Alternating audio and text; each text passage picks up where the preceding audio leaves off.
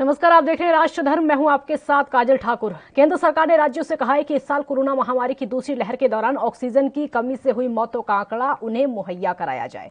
वहीं सूत्रों के हवाले से खबर सामने आई है कि इन आंकड़ों को 13 अगस्त को खत्म हो रहे मानसून सत्र से पहले संसद के पटल पर रखा जाएगा। आपको बता दें कि इस साल की शुरुआत में कोरोना के मामलों में भारी इजाफा होने की वजह से देश की स्वास्थ्य सेवाएं पूरी तरीके से लड़खड़ाती हुई नजर आ रही हैं। देश भर में अस्पतालों में बेड, दवाइयों और ऑक्सीजन की काफी किल्लत देखी गई थी। इसके साथ ही मेडिकल ऑक्सीजन की कमी ने स्थिति को और ज्यादा विकराल बना दिया था। उस मुश्किल घड़ी में भारत को इमरजेंसी के आधार पर कई देशों से ऑक्सीजन को आयात करना पड़ा था। कई कोरोना के मरीजों ने ऑक्सीजन न मिलने के चलते दम तोड़ दिया था। गोवा में मई के महीने में राज्य सरकार संचालित अस्पताल में तकरीबन 80 से ज्यादा लोगों की मौत हुई थी। आंध्र प्रदेश में तिरुपति में अस्पताल के आईसीयू में भर्ती 11 कोविड के मरीजों ने ऑक्सीजन की कमी के चलते दम तोड़ दिया था। हैदराबाद के अस्पताल में 2 घंटे तक ऑक्सीजन की आपूर्ति नहीं हो पाने की वजह से 7 लोगों ने दम तोड़ दिया था। ऑक्सीजन आपूर्ति को लेकर कई राज्यों ने कोर्ट का रुख किया है, जबकि केंद्र ने ऑक्सीजन की आपूर्ति सुनिश्चित करने के लिए ऑक्सीजन एक्सप्रेस की शुरुआत की थी। राष्ट्रीय राजधानी दिल्ली में भी ऑक्सीजन की कमी से मौत के मामले सामने आए थे।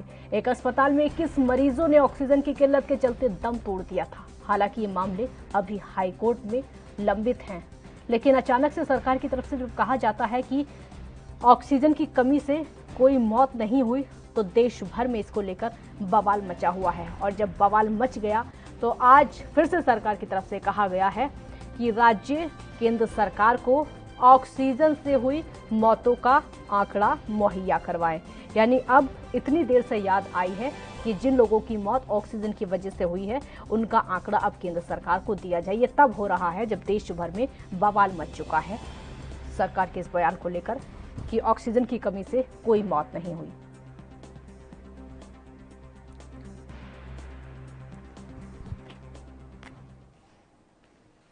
देवेंद्र प्रमुख बीजेपी से इस समय हमारे साथ जुड़ चुके हैं। देवेंद्र जी, बहुत स्वागत है आपका एएनबी न्यूज पर। धन्यवाद काजल ठाकुर। देवेंद्र जी, याद तो आ गई सरकार को, लेकिन बहुत ऐसा नहीं लगता कि बहुत देर हो गई याद करने में कि ऑक्सीजन के आंकड़ों को अब मंगा लिया जाए? क्योंकि वक्त तो सबने देखा था जब ऑक्सीजन की कमी के चलते लोगों की सांसें टूट रही थी।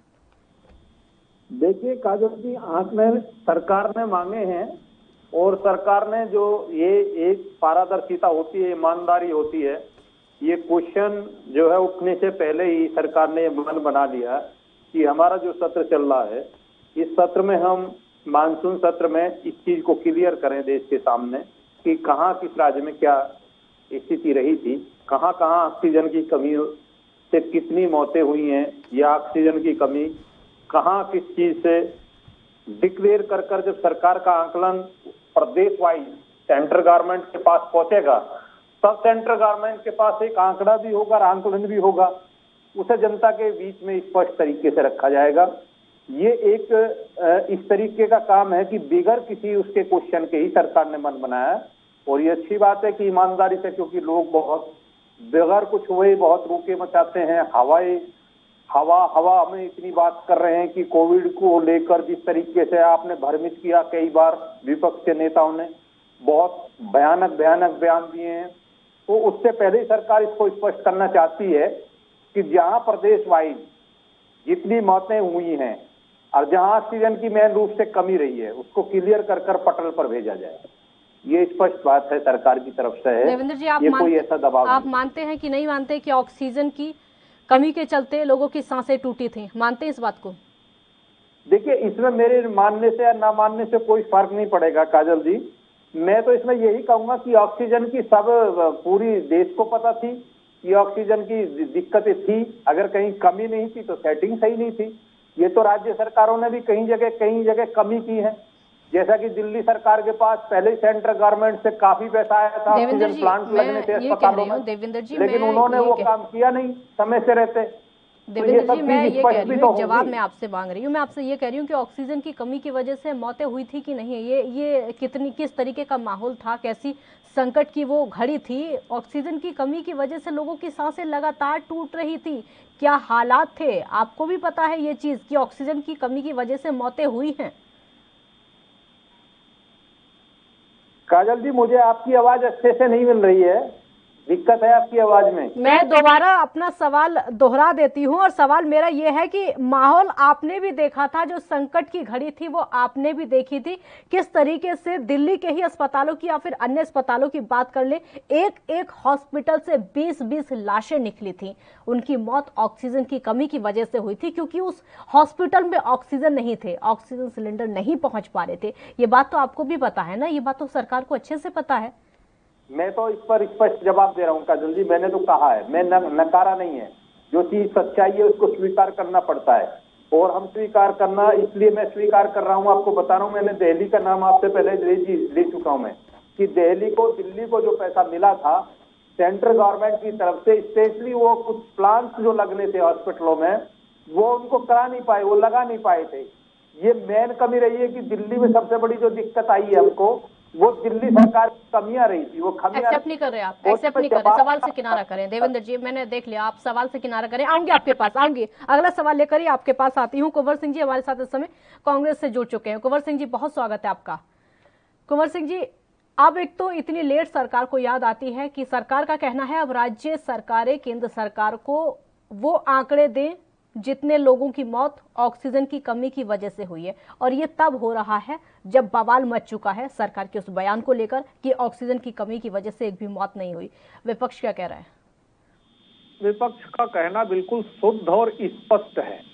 धक्का प्लेट सरकार को जब तक धक्का नहीं मारा जाएगा तब तक उसको याद नहीं आता है। ऑक्सीजन के लिए सुप्रीम कोर्ट ने जब चेताया कि आपका काम है ऑक्सीजन की पूर्ति करना, जबकि मैं एक बात स्पष्ट कर देना चाहता हूं, महामारी के दौरान देश की सरकार को सारे अधिकार प्राप्त होते हैं। इसके बावजूद आज देखिए, आज केंद्र सरकार ने राज्य सरकारों से आंकड़ा मांगा है, ये लापरवाही है। आप पहले सदन पर जवाब दे देते हैं, जब आपकी किरकिरी होती है, चारों तरफ से आप पर सवालों का अंबार टूट पड़ता है, तो आप स्वीकार करते हैं। इसी प्रकार दवाई में जब चोरी हो रही थी, दवाई की जब कालाबाजारी हो रही थी, तब आपका ये हाल था, ऑक्सीजन में आपका ये हाल था। इसी प्रकार देखिए, सरकार के जो अधिकतम कार्य हैं, जैसे आप कृषि बिल को ले लीजिए, कृषि बिल में आपने पहले पास करा लिया, अब कहते हैं 1.5 साल के लिए हमने रोका है, हम उसमें कमी दूर करेंगे। अरे भाई, सरकार चला रहे हो या समोसा बेच रहे हो कि पहले बेच दिया, लाओ फिर लौटा लेता हूं, पहले हमारा ये गड़बड़ है। मेरा सीधा सा एक ही कहना है, और प्रमुख साहब का मैं बहुत बहुत धन्यवाद करता हूं कि उन्होंने स्वीकार किया कि ऑक्सीजन की कमी से देश में कितनी मौतें हुई, ये दुनिया ने देखा। हर प्रदेश में, मैं किसी एक प्रदेश को नहीं कहना चाहता हूं, हर प्रदेश में बवाल था। और मैं तो ये कहना चाहता हूं, 1.5 महीने हम लोग जब फोन की घंटी बजती थी तो साक्ड होता जाते थे और डर जाते थे कि कब क्या पता किस रिश्तेदार का या किस परिचित आदमी का फोन आ जाए कि ऑक्सीजन की कमी है, या कुछ ऐसी खबर आ जाए जो हम सुनना नहीं चाहते थे। तो मैं ये कहना चाहता हूं, केंद्र सरकार की बड़ी लापरवाही है, और नरेंद्र मोदी सरकार केवल चुनाव जीवी है, चुनाव पर ध्यान है, सरकार गिराने पर ध्यान है। और एक चीज जान लीजिए, जब ये केंद्र की सरकार पर है जब से, तो ये यदि ज्यादा दिन अपने विरोधियों की सरकार नहीं गिरा पाते तो ये अपने ही मुख्यमंत्री बदलना शुरू कर देते हैं। जवाब दीजिए, सिर्फ चुनाव जीवी सरकार कहा जा रहा है केंद्र सरकार को?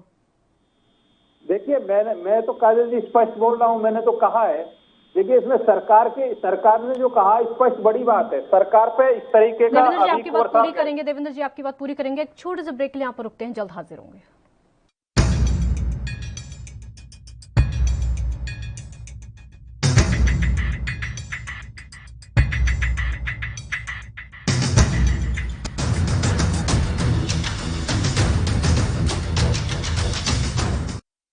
ब्रेक के बाद एक बार फिर स्वागत है आप, और अब मुद्दे पर वापस आते हैं। दोनों मेहमान इस समय हमारे साथ जुड़े हुए हैं। देवेंद्र जी जवाब दीजिए और अपनी बात भी आप पूरी करिए।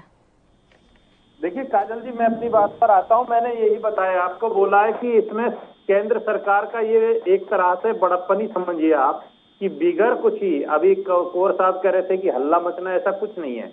अभी कोई जवाब नहीं है, सरकार अपनी तरफ से इस चीज को क्लियर कर रही है, जवाब देना चाहती है। और तथ्यों के साथ देती है हमेशा जवाब। ये भारतीय जनता पार्टी का नियम है कि बिगड़ तथ्य के नहीं बोलते, और जो भी चीज आज तक बोली है सब तथ्य के साथ बोली है। लेकिन पहले और ये हंगामा खूब करा लेते हैं, लेकिन पहले हंगामा खूब करा लेते हैं। कोविड-19 की जो बात है, कोविड-19 ये वैश्विक महामारी रही है पल्लवी जी, इसमें कोई तथ्य किसी के पास स्पष्ट बना नहीं। मैं तो हम विकासशील कंट्री में बैठकर चर्चा कर रहे, बात कर रहे हैं। मैं तो विकसित देशों का भी आपसे चर्चा करना चाहता हूं कि किसी के पास कोई आंकलन नहीं था कब बीमारी आनी है, कब क्या किस तरह की हालात आने हैं। सबने एक अकस्मात दैहिक आपदा पड़ी और उसका स्वीकार किया और उसका सामना किया, उसका हिस्सा हम भी हैं। और आज केंद्र सरकार की अच्छी बात है कि उन्होंने स्पष्ट मांगा है, लिखित में जवाब मांगा है प्रदेश वाइज, हर प्रदेश से, हर सरकार से, कि वो तय करे किसकी क्या कमी है और क्या क्या किन किन प्रदेशों में, जिन प्रदेशों में जहां भारतीय जनता पार्टी की सरकार नहीं है उनसे भी, जहां भारतीय जनता पार्टी की है उनसे भी, सबसे मांगा है। किसी व्यक्ति विशेष का मामला नहीं है। कमियां एक तरफ है, मौत एक तरफ है। एक चीज मैं आपको यहाँ पे क्लियर कर दूं, ये कमियां एक तरफ है कि राज्य सरकारों की कमियां रही हैं, वो एक तरफ है, और ऑक्सीजन से मौतें हुई हैं वो बात एक तरफ है। लेकिन आप लोगों की तरफ से वो जो नकार दिया गया है कि ऑक्सीजन की वजह से कोई मौत ही नहीं हुई, वो तो एकदम तथ्यहीन लग रहा है ना, वो तो एकदम झूठ लग रहा है। मैं एक चीज और क्लियर करना चाहता हूँ। सरकार ने आंकलन करने के लिए बोला है प्रदेश वाइज। सरकार के पास सेंट्रल गवर्नमेंट का बयान है कि किसी प्रदेश ने उनको कोई चीज अभी चीज में लिखित में अवगत नहीं कराया। आज उन्होंने बोला कि वो पटल पर आना चाहिए, लिखित में आना चाहिए, जिससे सरकार स्पष्ट जवाब दे सके। और जब उनके पास कोई जवाब नहीं है तो कैसे स्वीकार कर लेंगे? आप क्वेश्चन का जवाब देंगे, फिर वो पूछेंगे कितनी मौतें हुई हैं, फिर कहेंगे कुंवर साहब ये तो इस दिन इतना आंकलन दिया था, आज इतनी कैसे निकल आई? तो इसलिए आप इंतजार कीजिए 13 तारीख से पहले इस तो अगर जांच का विषय था, आकलन हो ही नहीं पाया था, तो कहना ही नहीं चाहिए था कि कोई मौत ही नहीं हुई। आपकी तरफ से तो ये भी नहीं कहना चाहिए था ना कि कोई मौत ही नहीं हुई। आपकी तरफ से सीधे ये कहना चाहिए था ना कि अभी जांच चल रही है, अभी आंकड़े आएंगे उसके बाद बताया जाएगा। आप कैसे कह सकते हैं कि कोई मौत ही नहीं हुई? आप तो सीधे यही बोल देते हैं ना। ये तो आपने अब एक मिनट अब आप कह रहे हैं कि देखिए राज्यों की तरफ से आंकड़ा नहीं आया इसलिए आपको पता नहीं है कितनी मौत है। अब जब आपको पता ही नहीं है तो आप मना कैसे कर सकते हैं? या तो हाँ बोलिए या फिर ना। आपने तो सीधे बोल दिया मौतें हुई नहीं। अभी तो बीच की बात है ना, बीच की बात है। ऐसा काजल जी कोई भी नहीं बोल सकता, क्योंकि इस चीज को नहीं नकारा जा सकता कि मौतें नहीं हो। तो ये तो झूठ हुआ ना। ये घटना नहीं घटी। देवेंद्र जी देखिए, इस बात को आप समझ नहीं रहे हैं। मेरी बात एक बार समझिए आप। झूठ नहीं, मैं आपकी बात समझ गया। मैं उस पर बोल रहा हूँ, बिल्कुल आपकी बात का ही जवाब दे रहा हूँ, तथ्य के साथ बोल रहा हूँ। बिल्कुल काजल जी, मैं छोटी बात में आपकी बड़ी बात समझ गया। तो आप मुझसे कवाना चाह रहे हैं वो मैं नहीं बोलूंगा कभी भी, क्योंकि मुझे एज ए प्रवक्ता के तौर पर बोलना है। और किसी नेता से अगर कोई शब्द छूट गया हो जल्दबाजी में तो उसको दुरुस्त करना, ठीक करना ही हम जैसे लोगों का काम है। मैं आपको स्पष्ट बता रहा हूं, पार्टी की तरफ से बता रहा हूं कि हम बिगड़ तथ्य के साथ, जिस तरह से आज पार्टी का आदेश आया है, ये कोई संसद में हंगामा के बाद नहीं आया, पहले ही आया है कि हर राज्य को तथ्य के साथ अपनी पूरी जानकारी हमारे पटल पर 13 तारीख से पहले दी जाए, जिसमें मानसून सत्र में राज्यसभा के प्रश्नों में ये जवाब हम जो है दे सकें अच्छे से। ये स्पष्ट बोला है, गाइडलाइन के साथ बोला है। रही ऑक्सीजन की मौत की बात, तो सारे देश को पता, दुनिया को पता है। जवाब में चाह रही थी वो आप नहीं दे पा रहे और वो जवाब आप देंगे भी नहीं, क्योंकि आप खुद मना कर रहे हो उस जवाब के लिए। एक ब्रेक के लिए यहाँ पर रुकना होगा, जल्द हाजिर होंगे।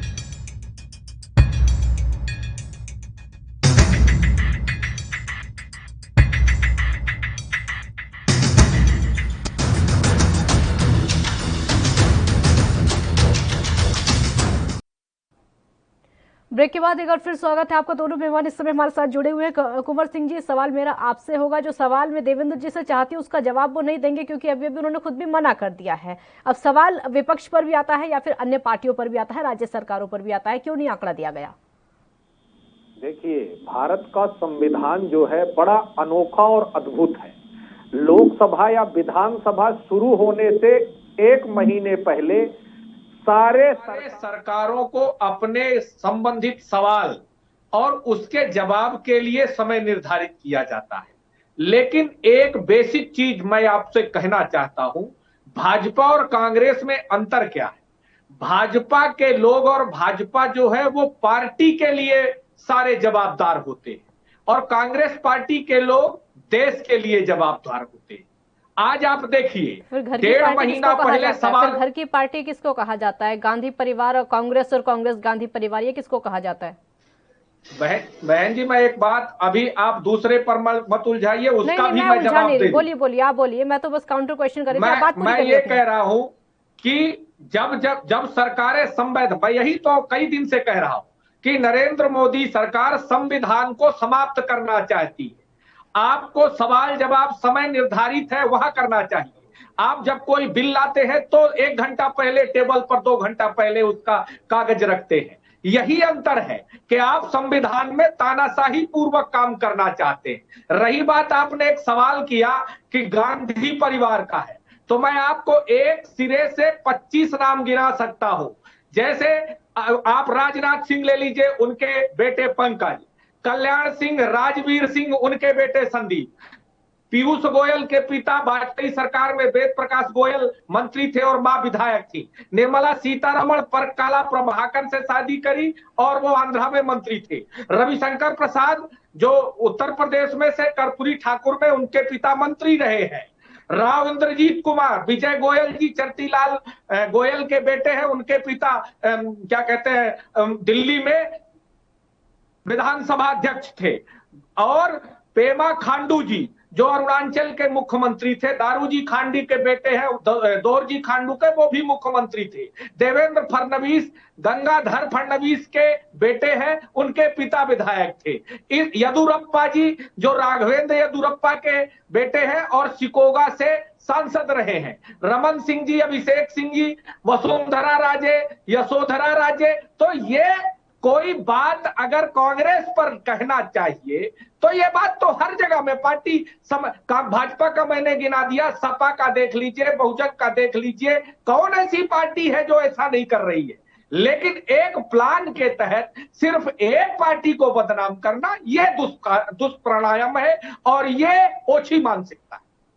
जवाब देंगे आप लोग, अपने राज्यों का जवाब देंगे? मुद्दे पर वापस आते हैं। अब आप लोगों से जवाब मांगा गया कि राज्य सरकारें जवाब दें, आंकड़े दें, कितनी मौतें हुई हैं ऑक्सीजन की कमी की वजह से, कब तक जवाब मिल जाएगा? बिल्कुल देंगे, बिल्कुल देंगे, छाती ठोक कर देंगे। और हम तो शुरू दिन से कह रहे हैं कि सरकार मजदूरों के मामले में ले लीजिए, केंद्र सरकार आई और कहा हमारे पास मरने वाले मजदूरों का कोई आंकड़ा नहीं है, ये सरकार चलाना है जी। आपने डॉक्टरों का आंकड़ा पेश किया। देवेंद्र जी जवाब दीजिए, आंकड़े दूसरों से मांगते हैं, आपके खुद के पास आंकड़े नहीं है, जवाब दीजिए देवेंद्र जी। देखिए, जिस तरह से जवाब दिया कुंवर साहब ने, सुलझे हुए तो हैं, कितनी बढ़िया तरीके से कितनी बड़ी बात को घुमा, जिस नेताओं के नाम ले रहे हैं, आपने ये क्वेश्चन थोड़ी किया था। क्या ये रिकॉर्ड बताएंगे कि जब से इनकी गांधी परिवार की सत्ता रही है? मैं उनको दोबारा से वापस सवाल लेके आई थी, मुझे पता उन्होंने बात को घुमाया, मुझे पता उन्होंने बात को घुमाया। कभी गांधी परिवार ने कभी इसको सत्ता को छोड़ा, इसके अध्यक्ष को इसको अपने आप में तो रखा कमान। मनमोहन सिंह जी प्रधानमंत्री थे, पूरी दुनिया को पता क्या हाल था। आप जिस तरह से हमारे नेताओं के नाम गिना रहे हैं, ऐसे तो आपके यहाँ हजारों की संख्या में निकल ही आएंगे अगर इसी बात पर आगे। तो एक भी नेता का नाम ऐसा नहीं गिना सकते कि कोई भी बड़ा नेता अपने बेटे को एडजस्ट नहीं करा पाया, एक मंत्री पद प्रदेश में नहीं दिला पाया। आप बात कर रहे हो देश की सत्ता की और कमान पार्टी की राष्ट्रीय अध्यक्ष तक की। आप पे सवाल था कि आपने कभी राष्ट्रीय अध्यक्ष के बारे में सोचा है कि गांधी परिवार से अलग भी कोई बन सके, कमान दी जा सके? सचिन पायलट जैसे या माधवराव सिंधिया जैसे या जतिन प्रसाद जैसे जो लोग आपको छोड़ कर जा रहे हैं, जिनमें क्षमता है काम करने की, क्या कहीं कोई ऐसा नेता नहीं बचा एक बार जिस पर आप विश्वास जता लेते? मुद्दे से मत भटकिए, डिरेल हो जाएगा मुद्दा। वापस आ जाइए, वापस। आप लोग के पास आंकड़े नहीं रहते। देखिए, मैं अब एक चीज और क्लियर करता हूं। कुंवर साहब ने कहा छाती ठोक के देंगे, यही हम चाहते हैं। कांग्रेस आप जो है जिस तरह से राजस्थान का, पंजाब का, महाराष्ट्र का, बड़े राज्यों का आपके पास जिम्मेदारी, और दिल्ली का केजरीवाल जी दें, कई और प्रदेशों में ऐसी प्रदेश दूसरे उनकी सत्ता है, दलों की है, वो सबसे मांगा गया। ईमानदारी की बात यही है, कांग्रेस पर कोई टारगेट नहीं या किसी पार्टी पर कोई टारगेट नहीं है। संसद में कि कोई मौत नहीं हुई, उसके बाद आप राज्यों से आंकड़े मांगते हैं, थोड़ा बहुत तो तथ्य लगाना पड़ेगा ना देवेंद्र जी। कितना छुपाएंगे, कितना छुपाएंगे? पार्टी ने जितना कहा उतना बोलेंगे, वो बात सही है, लेकिन आप पहले सीधे मना कर देते हैं, कोई मौत ही नहीं, उसके बाद राज्यों से आंकड़े मांगते हैं। अब राज्यों से आंकड़े मिलेंगे, फिर आपको बताना पड़ेगा कि इतनी मौतें हुई हैं, तो एक फजीहत नहीं लगती? ऐसा कुछ नहीं है। देखिए, कोई भी चीज ये नकार नहीं सकते। कोविड काल का जो समस्या है, ये वैश्विक महामारी, जिस तरह से हमने सामना, अगर इस पर डिबेट करें तो कई कई घंटे भी, जिस तरह से, मैं तो ये कह रहा हूं कि अभी विपक्ष ने कोई हंगामा नहीं किया, अभी कोई विपक्ष ने जवाब मांगा नहीं है। ये जो संसद में या मानसून सत्र की जो बात चल रही है, ये सरकार ने अपनी तरफ से मांगा है। अभी कोई ऐसा मामला इस पर दबाव वाला नहीं है कि हमें 13 तारीख तक, लेकिन सरकार तो चाहती है कि मांगने से पहले हम इसका जवाब दें। बोलिए कुंवर सिंह जी। मैं प्रमुख साहब को इतना याद दिलाना चाहता हूं कि एक फिल्म में गाना है, छुपाना भी नहीं आता, बताना भी नहीं आता, हमें तुमसे मोहब्बत है। आप क्लियर कर दीजिए कि हमको सवाल का जवाब चाहिए कि नहीं चाहिए। भाई, आप डॉक्टरों के आंकड़े 350 डॉक्टर आप कह रहे हैं, जबकि इंडियन मेडिकल एसोसिएशन कह रही है कि 1100 डॉक्टरों ने इस महामारी में अपनी शहादत दे दी। इंडियन मॉनेटरी फंड ने कहा 1000 बैंकर्स हमारे शहीद हो गए।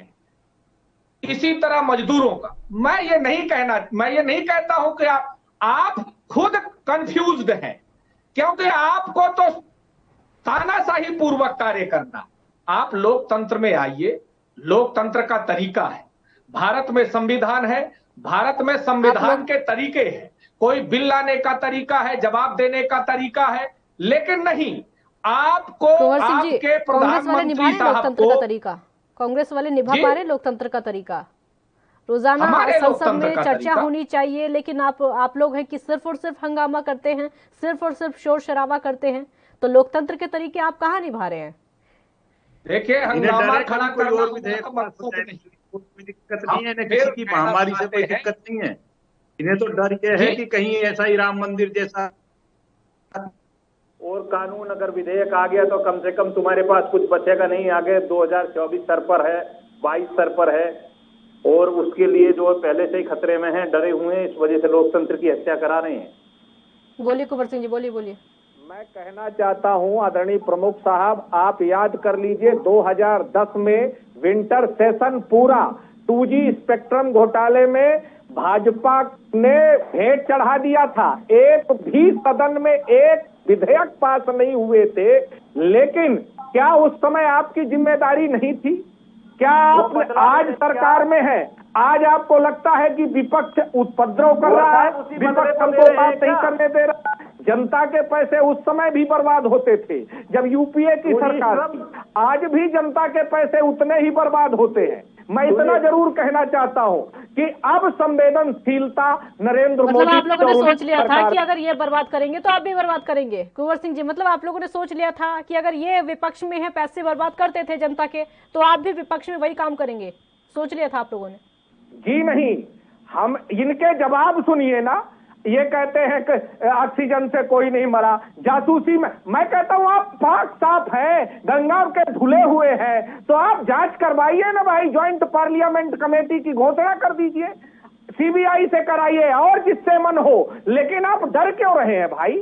चोर की दाढ़ी में तिनका, आप डर रहे हैं जांच कराने से। आप कोई बिल लाते हैं, किसी को पता नहीं होता है, आपके आधे सांसदों को पता नहीं होता है, आपके प्रवक्ताओं को पता नहीं होता है, बड़ा आनंद फानन में जवाब देते हैं। लेकिन मैं एक बात आपको याद दिलाना चाहता हूं, जैसे कृषि बिल को ले लीजिए, हमारे भारत देश की जो सुषमा स्वराज जी पूर्व विदेश मंत्री थी, उन्होंने 4 दिसंबर 2012 को एक बात कहा था कि अड़हाती किसान के एटीएम है, जैसे अभी एटीएम है, तो उनको समाप्त न किया जाए। लेकिन सरकार का देख लीजिए, कह रही है जो किसान के लिए हम बिल लाए हैं, ये दोगुना आय करेंगे, ये हम किसानों का भला चाहते। तो भैया, आप भला चाहते हैं, इसके पहले जो आपके नेताओं ने कहा वो झूठ है।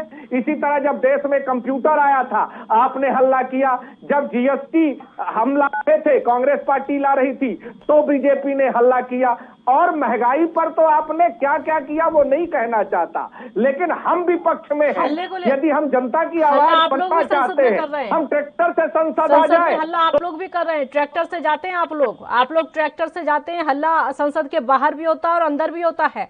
आपको पता कोई फर्क नहीं रह गया संसद के, सड़क और संसद में आज की डेट में। इसी सवाल के साथ वापस लौटूंगे, एक ब्रेक के लिए यहाँ पर रुकना होगा, छोटा सा ब्रेक यहाँ पर लेते हैं।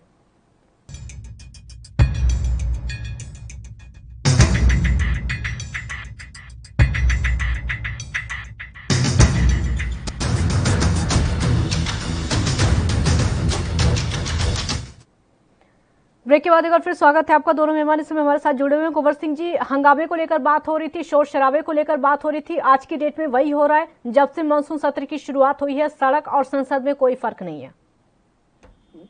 मैं अपनी बात स्पष्ट करना चाहता हूँ। हाँ, करिए। सड़क संसद में अंतर है। जब ये विपक्ष में थे, ये बैलगाड़ी से चले साइकिल से चले तो उनके लिए बंदिश थी। आज हम विपक्ष में हैं, हम भी कार्य कर रहे हैं। ये प्रचार का काम ज्यादा करते हैं। अभी जैसे महाराष्ट्र में, आज महाराष्ट्र ने 1 करोड़ टीका लगवाने, वैक्सीनेशन लगवा लिया, कहीं कोई चर्चा नहीं है। लेकिन एक हमारी बहन ने 204 किलो वजन उठाकर देश के लिए मेडल ले आई, उस पर नरेंद्र मोदी जी का ज्यादा बड़ा फोटो है। लेकिन वहीं star shooter Manu Bhaker pistol खराबी की वजह से उस पर शामिल नहीं हो पाई अपने कंपटीशन में। वहां भी मोदी जी को अपना फोटो लगाना चाहिए कि मेरी वजह से एक बेटी शामिल नहीं हो पाई। तो बड़ी आश्चर्य की बात है।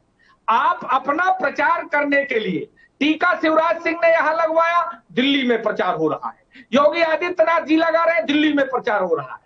अरे महाराष्ट्र में भी कभी कह दीजिए कि देश में पहला ऐसा स्टेट हो गया है जिसने 1 करोड़ टीका लगा दिया। पर प्रचार में जितना पैसा इन्होंने देश का प्रचार में खर्च किया है, उतना आज तक किसी सरकार ने नहीं किया है। और मैं एक बात स्पष्ट रूप से कहना चाहता हूं कि ये सरकार जो है, जनता के प्रति जवाबदार नहीं, बल्कि अपना प्रचार और अपने लिए ही जी रही है। मैंने शुरू में कहा है, ये देश के लिए नहीं, पार्टी के लिए जीने वाले लोग हैं, इसलिए इनका सिद्धांत हर जगह फेल। देवेंद्र जी, थोड़ा देश के लिए जी लिया करिए आप लोग, अपने नेताओं से भी करिए कि जरा थोड़े काम देश के लिए कर ले, प्रचार अपना कम करके थोड़ा काम में ध्यान लगाए।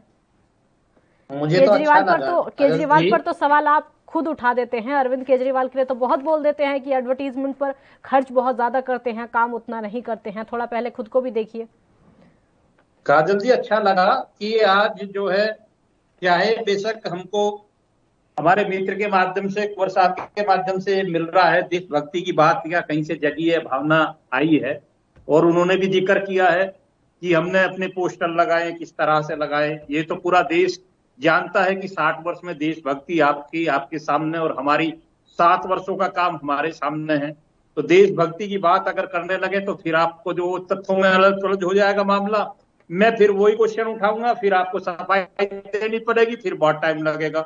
60 वर्षों में जो देश के साथ आप लोगों ने किया, कोई ऐसी गद्दारी नहीं बची, कोई ऐसा रिकॉर्ड आपके नाम नहीं बचा कि जिसमें महारत हासिल न हो। आप हमारे प्रचार प्रसार पर सवाल उठाने, कॉमनवेल्थ जो है वो दुनिया का महानतम घोटाला था, जो आप लोग करने के बाद आज तक जिसकी जांच जो है वो नहीं हो पाई है, और उसमें आज तक दोषी हैं, जिस तरह से आप जान बचा रहे हैं अब तक। और इस तरह से जिस तरीके से आपने प्रचार प्रसार की, देश की बात की है, तो सीमाओं की जो हालत थी वो सब बहुत अच्छे से जानता है, पूरा देश जानता है। 60 वर्षों में चाइना ने क्या किया है, पाकिस्तान ने क्या किया है, बांग्लादेश क्या करता है, या आपके साथ तालिबान क्या करता है, वो सब क्लियर है। तो देशभक्ति की बात ना की जाए आपके मुंह से तो अच्छा लगेगा मुझे। और जिस तरीके से आप हम पे बार बार क्वेश्चन उठा रहे हैं, मैं ये कह रहा हूं कि हमारी ज्यादा जवाबदेही नहीं है। एक तरफ 60 वर्षों का काम है, एक तरफ 7 वर्षों का काम है। प्रत्यक्ष को प्रमाण की जरूरत नहीं है, उसमें भी 2 वर्ष इतने कीमती हमारे चले गए, जिसमें पूरी दुनिया हिली हुई। मैं भारत की बात नहीं कर रहा, ये वैश्विक महामारी, ये कोविड-19 जो है, इसने पूरी दुनिया को हिलाया है, हर तरह से हर झटका दिया है। इस बीच में किसानों की भी बात आई है, आप किसानों पर हम पर सवाल उठा रहे हैं। हमारी नेता ने क्या कहा था किसानों के बारे में, आय दोगुनी करने की बात है ना, ये हमारा मैनिफेस्टो या उसमें भी था, घोषणा पत्र में भी था चुनावी में, और उसमें हम वही चीज दोहरा रहे हैं। कई चीज ऐसे हैं, कई चीज बहुत अच्छे से आपने उस पर मंथन किया, 11 बार वार्ता हुई है।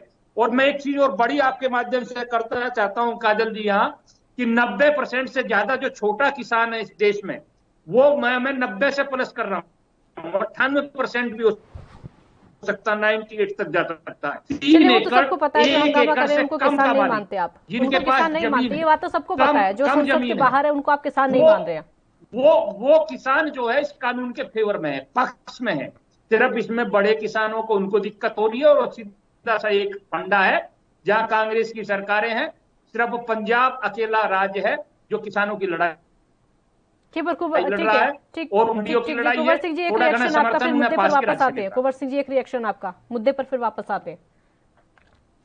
प्रमुख साहब की बात का सम्मान है, पर आज देखिए बीजेपी के 2 स्टेट मिजोरम और असम दोनों अपनी सीमा के लिए लड़ रहे हैं। ऐसा आपने क्या कर दिया? आपने देशभक्ति की बात कही, ले आए, लेकिन 370 का असली मुद्दा कश्मीरी पंडित है।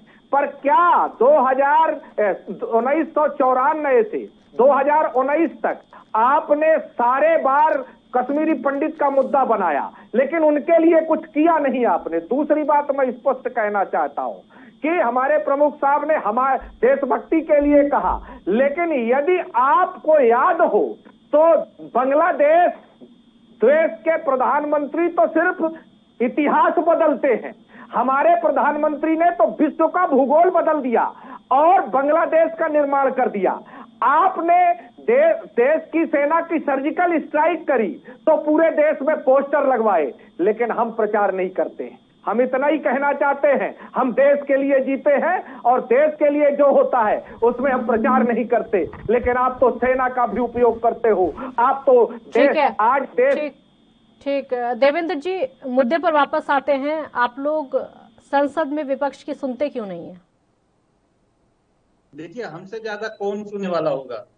राजू जी, संसद में जो हम सुन रहे हैं, जिनके मात्र जो हैं 40 MP से भी कम की संख्या बैठती है, और वो लोग जो हैं 300 प्लस को बराबर चलने नहीं दे रहे, टक्कर दे रहे हैं, बदतमीजियां कर रहे हैं, फाइलें फेंक रहे हैं, कुर्सी तोड़ रहे हैं, इससे ज्यादा सहनशीलता और हमसे क्या सीखोगे आप? हमारे पास सब कुछ होते हुए भी कई किसानों के नाम पर कोई पार्टियां कई मिलकर देश को तोड़ रहे हैं, बार बार नुकसान पहुंचा रहे हैं, आम आदमी को लाल किले पे झंडा थमना रहे हैं, लेकिन फिर भी किसान की होट में है। इसलिए हम सम्मान कर रहे हैं, समझा रहे हैं, हम तो बता रहे हैं आपको, आपसे रिक्वेस्ट कर रहे हैं कि लोकतंत्र है भारत का, बहुत खूबसूरत लोकतंत्र है, पूरी दुनिया सम्मान। सरकार सुनने को तैयार है, लेकिन बार बार कानून विपक्ष का कहना है कि आप सुनते नहीं है उनकी बात, विपक्ष का कहना है कि आप उनकी बात को सुनते नहीं है। देखिए, और किस तरह से वो विपक्ष सुनाना चाहता है, जिस तरह से हम सुन रहे हैं। अब मैं कह रहा हूं, आपने बहुत अच्छा क्वेश्चन उठाया। एक दिन में संसद का खर्च जितना भी हमारा होता है, चलने में खर्च आता है, उसका अगर नुकसान होता है तो वो किसका नुकसान है? वो विपक्ष भी तो उसी का हिस्सा है, वो हमारा ही तो नुकसान है, सबका ही है। अगर कोई बात रखनी है तो संसद में चलने दीजिए ना आप। लोकसभा और राज्यसभा। कुंवर सिंह जी, हंगामा क्यों होता है? कुंवर सिंह जी, क्या बिना हंगामे के काम नहीं चल सकता? क्या विपक्ष का काम सिर्फ हंगामा और शोर शराबा करना रह गया है? कहना चाहता है, शिरोमणि अकाली दल की नेता हरसिमरत कौर बादल 28 साल भाजपा के साथ रही हैं, लेकिन किसानों के मुद्दे पर उन्होंने इस्तीफा दिया और पहले ही दिन शिरोमणि अकाली दल ने स्थगन प्रस्ताव लाया। आप बता दीजिए, लोकसभा स्पीकर महोदय ने क्या इसको अपनी कार्यसूची में शामिल किया? नहीं। आप हमारी बात को, लोकतंत्र को गला घोटना चाहते हैं, इसलिए हमको अपनी बात मनवाने के लिए यह कहना पड़ता है कि हमको हमारा अधिकार दीजिए। आप भी विपक्ष में रहे हैं, महीनों संसद बंद रही है, उस समय भी जनता का पैसा खर्च हो रहा था, लेकिन जनता के हित के लिए तो हमको सामने आना पड़ेगा। इसलिए हम आपसे आग्रह करते हैं कि सरकार पर, लोकसभा अध्यक्ष पर तो उंगली तभी उठ गई थी जब उन्होंने अपनी बेटी को आईएएस की परीक्षा दिए बिना ही आईएएस बना दिया था। अब देश में बचा क्या है? बेरोजगारों का आप गला घोट रहे हैं, किसानों का गला आप घोट रहे हैं। आप जो आपने एक सबसे बड़ा मजाक तब कहा कि कोरोना महामारी से मरने वालों के लिए हमारे पास कुछ पैसा नहीं है, लेकिन मैं आपको याद दिलाना चाहता हूं कि आज पेट्रोल और डीजल की कीमत से वसूला गया पैसा यदि आप जनता के लिए नहीं खर्च करना चाहते तो इससे ज्यादा शर्मनाक देश के लिए कुछ नहीं हो सकता। सुप्रीम कोर्ट आप पर उंगली उठाई, फिर आपने कहा हम देखते हैं। ये क्या है? देवेंद्र जी, बार बार आपकी तरफ से आपके लिए कहा जाता है आप लोग सुनते नहीं है उनकी, चाहे किसानों का मुद्दा हो, पैगासस का मुद्दा हो, या फिर कोई भी मुद्दा हो, या फिर कोरोना का मुद्दा हो, विपक्ष चर्चा करना चाहता है लेकिन आप लोग सुनते नहीं हैं, और सुनते नहीं हैं उसके चक्कर में सीधा सीधा ठीकरा विपक्ष पर फोड़ा जाता है कि वो हंगामा करते हैं और हंगामा करके चले जाते हैं, और सच्चाई है कि आप लोग सुनते नहीं है। नहीं काजल जी, ये चीज हो नहीं सकती। जैसे आपने कह दिया कि ना सुनने का कोई मतलब ही नहीं है, फिर हंगामा क्यों होता है? अच्छा, हंगामे की वजह कहाँ से पनपता है, कहाँ दिक्कत आ जाती है जो हंगामा शुरू होता है? में जब लोकसभा चल रहा है, हाँ, जो उसका सदस्य है, सदस्य में उसमें माननीय सदस्य जब लोकसभा में जाएगा तो उन्हें कोई रोका थोड़ी जाएगा, वो तो बोलते हैं। अगर अभी कुंवर साहब ने एक क्वेश्चन उठाया इस तरह से कि माननीय अध्यक्ष जी की बेटी के लिए जो कहा इतने तथ्य ना हो, उस पर इस तरह के क्वेश्चन उठाने से कोई लाभ नहीं है। अगर कुछ ऐसा है, अगर आप लगता है कि इस तरीके की घटना घटी है और आप अपने लोकतंत्र में विश्वास नहीं है, तो भारत का सुप्रीम कोर्ट बहुत सर्वोपरि सुप्रीम कोर्ट है और पूरी दुनिया मानती है। आप तथ्य के साथ या तो सुप्रीम कोर्ट जाकर उस बात को उठाइए, वरना चैनल पर बैठकर इस तरीके की गरिमा नहीं गिरानी चाहिए कि किसी बच्चे का, बेटी किसी की भी हो सकती है, बच्चा किसी का भी हो सकता है, उसकी सफलता पर हम चैनल्स पर बैठकर उसको उड़ाएं, इससे और बुरा भयानक कुछ हो नहीं सकता। बहुत सुलझे हुए आप प्रवक्ता हैं, पार्टी के जिम्मेदार व्यक्ति हैं। अगर आपके पास पूरा साहब इस तरीके का तथ्य देखिए कहने से अलग बात बनती है, तो आप पार्टी के माध्यम से जो भी हो उसे अच्छे से उठाएं, अन्यथा किसी को हरासमेंट करने से कोई फायदा नहीं है। जो आईएएस बनेगा, पीसीएस बनेगा, या आईएएस की जो तैयारी होती है या आईपीएस की जो होती है, वो किसी के घर में या मंत्री से नहीं होती, वो सारा प्रोटोकॉल है, उसके माध्यम से सारी चीज होती है, लोकतांत्रिक तरीके से होती है। कभी आप सेना पर सवाल उठा देते हो, कभी आप वैज्ञानिकों पर क्वेश्चन उठाते हो, कभी आप सर्जिकल स्ट्राइक पर क्वेश्चन उठाते हो और कहते हो कि हमें देशभक्ति की बात करते हैं कि भारतीय जनता पार्टी देशभक्ति का सर्टिफिकेट। आपने 60 साल में जो देश के साथ किया पूरी दुनिया जानती है, पूरा देश जानता है, जिस तरीके की भक्ति साबित की है। कहीं आपने धर्म जाति की बात करते हो, चुनाव भी अगर धर्म के जाति का आज तक लड़े नहीं। अगर मैंने कहीं यहाँ परत खोलनी शुरू करी तो आपके नेता बचने मुश्किल हो जाएंगे। आप बता नहीं पाओगे कि कौन सा धर्म है, कौन सी जाति है, देवेंद्र जी, कौन सा चरित्र है। जातिगत कार्ड कोई भी खेल लेता है इलेक्शन में, कोई भी, आप किसी एक पार्टी के लिए नहीं बोल सकते। देखिए जिस तरीके से बोला गया, आईएएस जो बेटी बनी है उस पर क्वेश्चन उठाना चैनल्स पर बैठकर कौन सा तथ्यगत के साथ है, कौन सा तथ्य है इस पर काजल जी आपको भी ऑब्जेक्शन होना चाहिए मेरे हिसाब से। और जिम्मेदार देश की लोकसभा के अध्यक्ष के प्रति इस तरह से बोलना ये उचित नहीं बनता, ये उचित नहीं हो सकता। अगर कुछ है तो बोलिए, मैंने आपका अधिकार है लोकतंत्र में, और नहीं है तो सिर्फ हवा में बात करने से कुछ नहीं होता। ये अगर हम सोशल मीडिया पर कहीं से कमेंट्स पढ़ने सुनने और आपके नेशनल चैनल पर बैठकर इसे तथ्य के साथ कहें, तो ये कहीं की गरिमा जो है वो बचती नहीं है। इससे तो मैं भी कोई इस तरीके के शब्द कहूंगा तो शायद आपको अच्छा नहीं लगेगा। जो तथ्य वाले, मैं तो उनसे भी बचता हूं। अगर कांग्रेस के प्रति पूरा इतिहास उठाने लगूं तो कोर्स आपको बड़ा दुख होगा। मैं तो उनसे भी बचता हूं कि विशेष व्यक्तिगत टिप्पणी से हम जैसे लोगों को बचना जरूरी है। इसलिए मैं आपसे यही अपील करता हूं। रही लोकसभा की बात, लोकसभा पूरे समय तक चलेगा। जिसे जो बात रखनी है पल्लवी जी, उसका स्वागत है। आप अपनी बात रखिए, आप अपनी बात रखिए मजबूती से, बात जो है और वो अपनी बात जाती है। दिक्कत वही है कि बात जो है वो रखी नहीं जाती है। बातों के लिए, बात रखने के लिए, मुद्दे रखने के लिए तो सभा होती है, संसद होती है, लेकिन बातें वहां रखी नहीं जाती हैं जैसा माहौल वहां पर होता है। और यही वजह है कि पब्लिक के पैसे की बर्बादी होती है, यही वजह है, नहीं रखी जाती है वहां। सत्ता पक्ष सुनने को तैयार नहीं होता, फिर विपक्ष हंगामा करता है। वजह तो वही है ना, बात हो नहीं पाती है वहां। कुंवर सिंह जी जवाब दीजिए। ठीक है, ये जवाब कुंवर देखिए मैं कहना चाहता हूँ, अभी हमारे सामने लोकसभा, मैं अगली बार तथ्य सहित दूंगा, एक बात। दूसरी बात, आप जब हमारे नेताओं पर व्यक्तिगत टीका टिप्पणी करते हैं, अशब्द का इस्तेमाल करते हैं, तो उस पर भी ध्यान होना चाहिए। दूसरी बात मैं कहना चाहता हूं लोकसभा के से संबंधित पर, यदि आप सदन की गरिमा चाहते हैं तो लोकसभा स्पीकर को सदनों पर जो भी कार्यसूची पर है, संसद जो भी उस पर प्रस्ताव लाते हैं, आप उस पर विचार करिए और उनको मौका दीजिए लेकिन बड़ा आश्चर्य मुझे लगता है कि जब शिरोमणि अकाली दल ने स्थगन प्रस्ताव दिया, आप उस पर नहीं, उसको कार्यसूची पर नहीं शामिल कर रहे हैं। इसके बाद हमारी कांग्रेस पार्टी ने यदि उस पर चर्चा चाहा, यदि गृह मंत्री का जवाब चाहा, अब जो जासूसी मामला है, जासूसी मामला ऐसा मामला है कि देश में कोई नहीं बचा है, चाहे वो सुप्रीम कोर्ट का जज हो, चाहे विपक्ष का नेता हो, चाहे हाई प्रोफाइल लोग हो, और खुद कैबिनेट के सदस्य नहीं बचे हैं।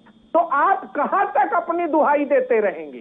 क्यों आप नहीं कहना चाहते कि हमने देश के जनता का पैसा, जो 5 रुपया बिस्कुट खरीद कर टैक्स जमा करता है, उसके पैसे को आपने जासूसी पे घुमा दिया है, उसके पैसे को आपने जासूसी पर बर्बाद कर दिया है। और मैं एक बात कहना चाहता हूं प्रमुख साहब से कि पूंजीपतियों का तो आपने अरबों रुपया राइट ऑफ किया और माफ किया, लेकिन जब देश का गरीब व्यक्ति गांव में पार्ले जी बिस्कुट भी खरीदता है तो टैक्स देता है, उसी के पैसे से आज आप बजट बनाते हैं। फिर आपने बजट में के पैसे को ये तमाम पोस्टर क्यों लगवा दिया कि हमने पैसे को बर्बाद कौन कर रहा है? इसी पर चर्चा करेंगे, उस पैसे को बर्बाद कौन कर रहा है। एक ब्रेक के लिए रुकेंगे, यहाँ पर जल्द हाजिर होंगे।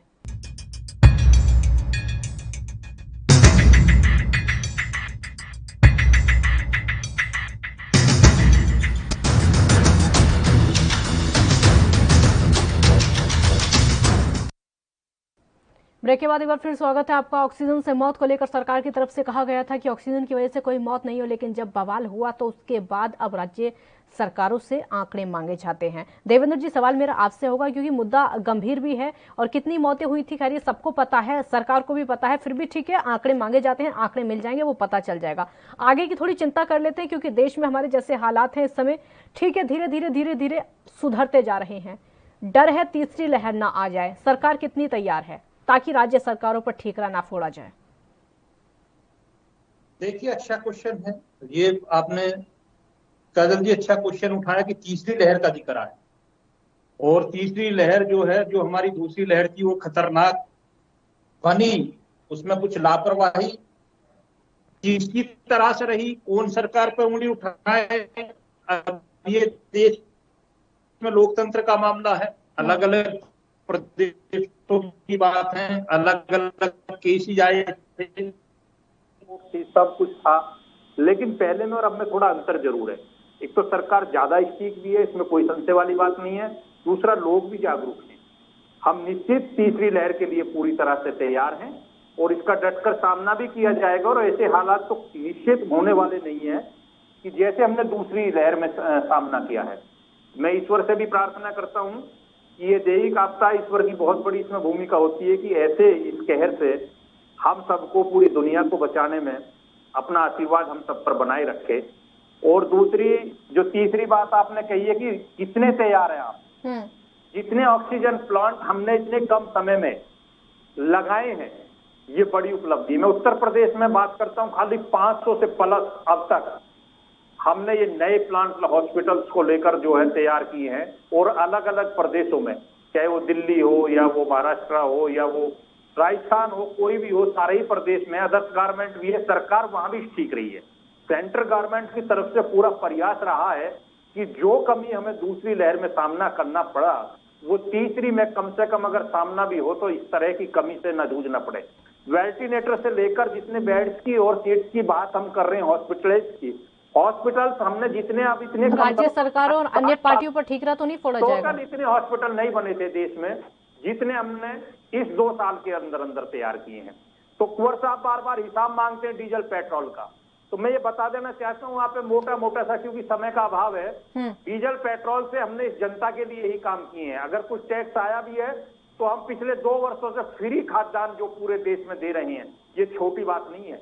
एक भी गरीब और कमजोर जिनकी बात आप हमेशा करते हैं, ना तो हमने दवाई की वजह से, ना हमने खाद्यान्न की वजह से मरने नहीं दिया है, किसी को भूखा नहीं रहने दिया है। रही बीमारी की बात, वो भगवान की भी मर्जी होती है कि बड़े बड़े हॉस्पिटल्स वाले भी नहीं बच पाए जब ऐसी घटना घटी। लेकिन जो सरकार का काम था, सरकार स्ट्रिक्ट थी, कुंवर साहब वहां है और भविष्य में भी रहेगी, हर तरह से जवाबदेही है। और मैंने यही कहा है कि सरकार की तरफ से ये बयान आया है कि सरकार ही राज्यों से स्पष्टीकरण मांगा है उसमें स्पष्ट तरीके से कि कहाँ ऑक्सीजन की वजह से क्या क्या घटना, उसमें मेन कारण ये भी है काजल जी कि जहां अगर हमें कहीं कमी लगेगी तो तीसरी लहर से पहले हम निश्चित उस कमी को पूरा भी करेंगे, चाहे और प्लांट हमें ऑक्सीजन के वहां लगाने पड़े। केंद्र सरकार खुद पूरा करेगी या फिर राज्यों पर जिम्मेदारी छोड़ दी? आप लोग खुद पूरा करेंगे या फिर राज्यों पर जिम्मेदारी छोड़ देंगे? कैसे इस बार कैसे होगा? क्योंकि हमने इस बार तो देखा था कि राज्यों पर टेंडर वगैरह की जो जिम्मेदारी थी वो छोड़ दी थी कि अपने आप मंगाओ। चीज और क्लियर करता हूं आपको, ये ऐसी चीज है ना तो राज्य से स्वयं कर पाएंगे ना भारत सरकार स्वयं का काम है, ये मिलजुल कर ही करना पड़ेगा। दूसरी बात ये है कि कुंवर साहब ने भी वैक्सीनेशन की बात की है, मैं बधाई देना चाहता हूं कि महाराष्ट्र में बहुत अच्छी बात है, 1 करोड़ का जिक्र किया आपने।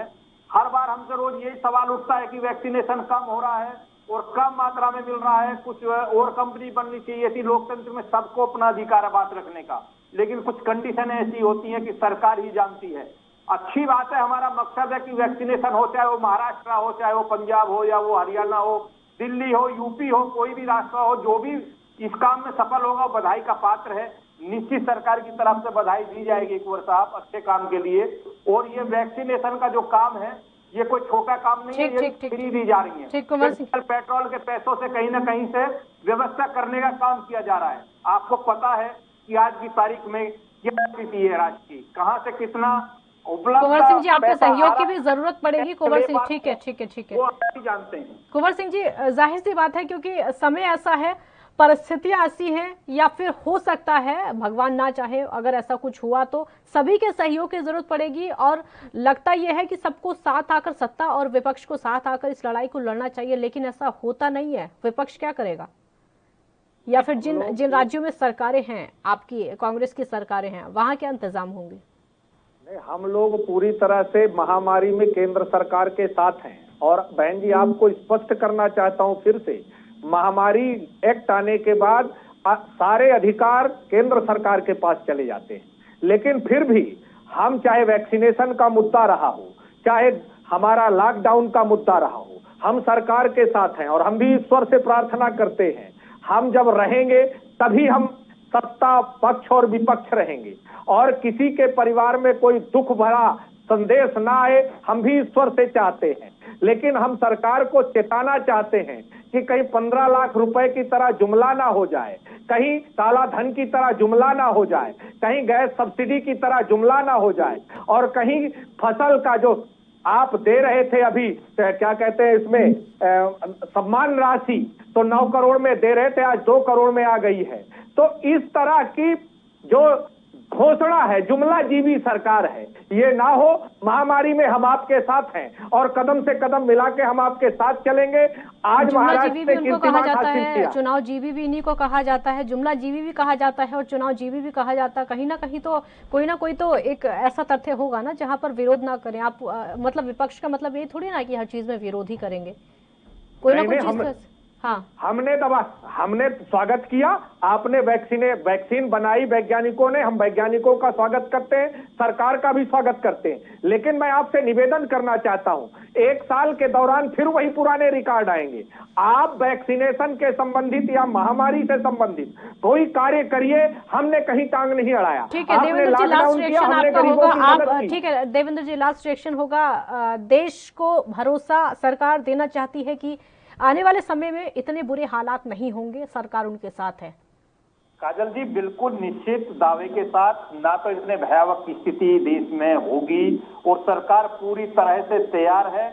और सरकार ने ये मन बना रखा है कि तीसरी लहर अगर किसी कारणवश आई, और लेकिन पहले संकट के दिन भूल गए। बहुत शुक्रिया, बहुत शुक्रिया आप दोनों। ठीक है, आप दोनों का बहुत बहुत शुक्रिया। एक बार फिर से ऑक्सीजन से मौत का मुद्दा गरमाया हुआ है, लेकिन सवाल यही है कि आंकड़े शायद सरकार भूल गई है। बहुत शुक्रिया आपका। देखते रहिए ANB न्यूज। नमस्कार।